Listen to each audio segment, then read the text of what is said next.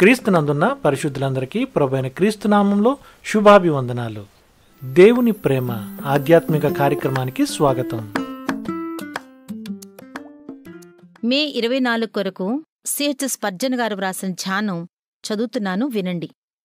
మీ దేవుడైన యెహోవా మీకిచ్చిన మాట చొప్పున తానే మీ కొరకు యుద్ధము చేయువాడు కనుక మీలో ఒక్కడు 1000 మందిని తరుమును. యెహోషువ 23వ అధ్యాయం 10వ వచనం. శత్రువులు ఎంతమందో ఇక లెక్క ఎందుకు?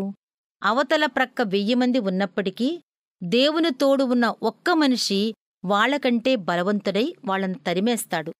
కొన్నిసార్లు మనతో ఎక్కువ మంది సహాయకులు ఉంటే మనతో పని చేయించడం దేవునికి కుదరదు. గిద్యోను విషయంలో అదే జరిగింది కదా. ఏం చేశాడు? గిద్యోనుతో ఉన్నవారి సంఖ్యను తగ్గించే వరకు దేవుడు తన పనిని ప్రారంభించలేకపోయాడు. దేవుని సైన్యం ఎప్పుడూ తక్కువ కారు. దేవుడు ఒక దేశాన్ని స్థాపించాలనుకున్నప్పుడు ఒక అబ్రహామునే పిలిచి దీవించాడు.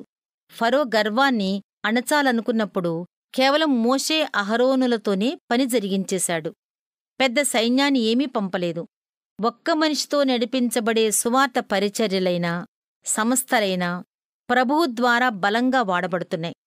బాగా తర్ఫీదు పొందిన వందలాది మందితో నడిపించబడే సంస్థలు, పరిచర్యలు అంత బాగా పనిచేయటం లేదు. మరి మొత్తం ఇశ్రాయేలీలంతా కలిసి చంపిన శత్రువుల లెక్క కంటే సంసోను ఒక్కడే చంపిన శత్రువుల లెక్క చాలా ఎక్కువ.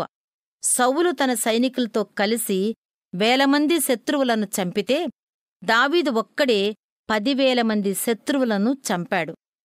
ప్రభువు శత్రువుకు కొంత అవకాశం ఇస్తాడు, కాని చివరికి పూర్తిగా ఓడించేస్తాడు. మనకు విశ్వాసం ఉంటే మనతో దేవుడుంటాడు. మనకు వ్యతిరేకంగా ఎంతమంది ఉంటే మనకేంటి భయం? ఒక్క వేటకుక్క వందలాది గొర్రెల మందను కంట్రోల్ చేస్తూ ముందుకు నడిపిస్తుంది. నా సహోదరుడా, ప్రభువే నిన్ను పంపిస్తే ఆయన శక్తి ద్వారా నీలో దైవ సంకల్పం నెరవేరుతుంది. కాబట్టి దేవుని వాగ్దానాన్ని నమ్ముకో, ధైర్యంగా సాగిపో.